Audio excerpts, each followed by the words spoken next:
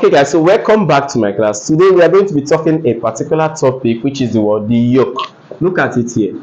This is the word the yoke. Yes, yoke on dresses. I don't think there's anybody here that doesn't know what I mean by the yoke. We usually put yoke on our dresses, like our shirts, our senators, and today I'm going to be talking about a lot of things concerning this yoke. Most of us don't know this basic information, so if you want to know these basic information about yoke, make sure you watch the video to the end. So first of all, what is yoke? What is the function of yoke? Why do we have yoke on dresses? Do you understand? These are the things we are going to be talking about today. Let's start with what the function of yoke is. So can anybody be able to tell me what the function of yoke is? If you know the answer, comment in the comment section. In case you don't know the answer, make sure you watch the video to the end for you to be able to know them. Okay, when I was teaching my students, because this is actually a class I did for my students, I decided to do class for you guys too. So I asked my students, some of them say that yoke can be used for a design, which is true in a way.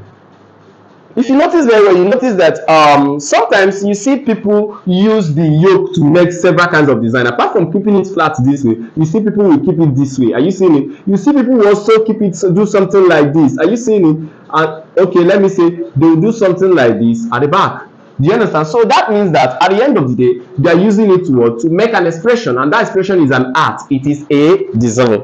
Is it well understood? Okay, that one is okay. Then someone also says something that yoke can be used to achieve a neat finishing on a dress, which is very true. If you look at it, whenever you put a yoke on a dress, okay, now let's say normally when you are joining the front part of your clothes and the back part, you can just join two of them together and sew. Now when you join it, you'll be able to be seeing your seams. But when you use a yoke, there's no way you can be able to see your seams. Are you seeing it? It makes a yoke comes out very neat. That is one of the most important function of a yoke. Then another person also said for comfort.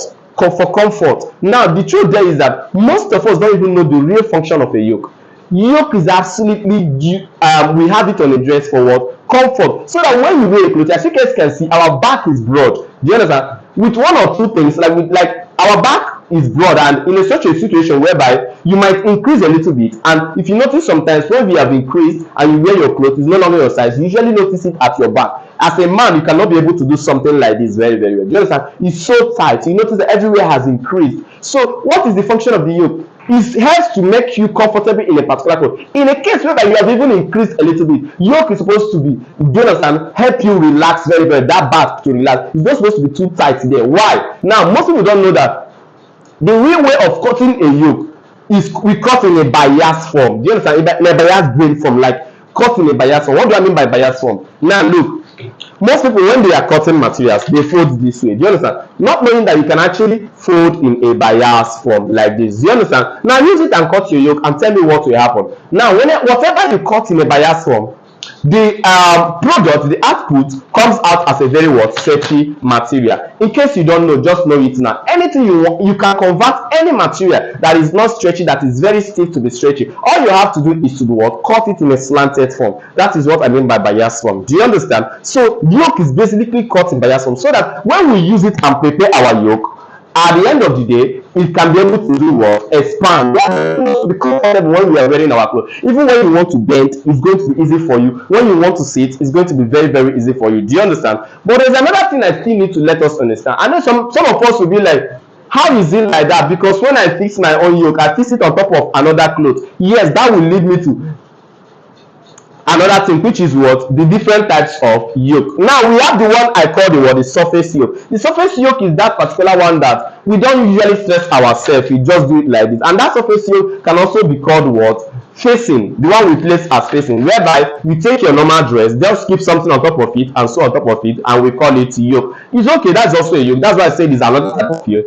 Then we have another one which is usually done on package shirts, original package shirts. If you notice that particular one, the yoke entirely is like, you can even use a different material. The yoke entirely, you can disengage it from the body of the clothes. Do you understand? So that particular one is the one we mostly use to make sure that here is comfortable. It is the one I say that you will cut, and you cut it in a bias form, which is going to help you relax and make it, any dress that you wear, comfortable for you. Do you understand? So I need you guys, whatever thing you are making, you need to know the details of what you are making. Please, in case you want to know more of this, I have a book which I call the Perfect Dress Cutting Guide. You can just go online or go to the Google, search the Perfect Dress Cutting Guide. It's going to teach you a whole lot of things. Our book is on Amazon, it's everywhere. Do you understand? So let's continue. Another thing you need to know, remember I said if you cut a material you need to be in a bias form. Now let me give you an instance. Let's say you have a material that is striped this way.